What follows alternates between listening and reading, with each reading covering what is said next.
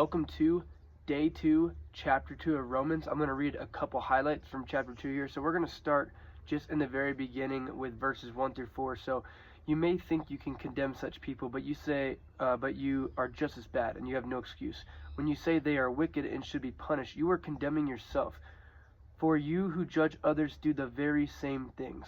And we know that God in his justice will punish anyone who does such things.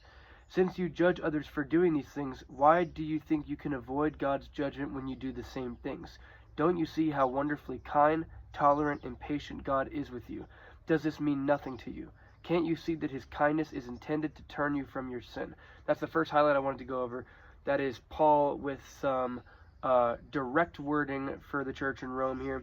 And then if we go down to verse 20 through 24 down here, it says, you think you can instruct the ignorant and teach children the ways of God, for you are certain that God's law gives you complete knowledge and truth. Well then, if you teach others, why don't you teach yourself?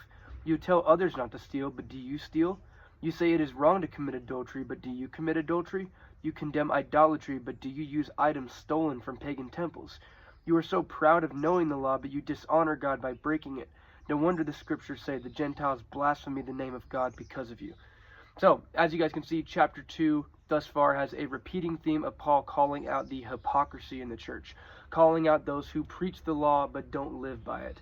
But I do also want to go to the end of the chapter, starting in verse 29. It says, no, a true Jew is one whose heart is right with God. And true circumcision is not merely obeying the letter of the law.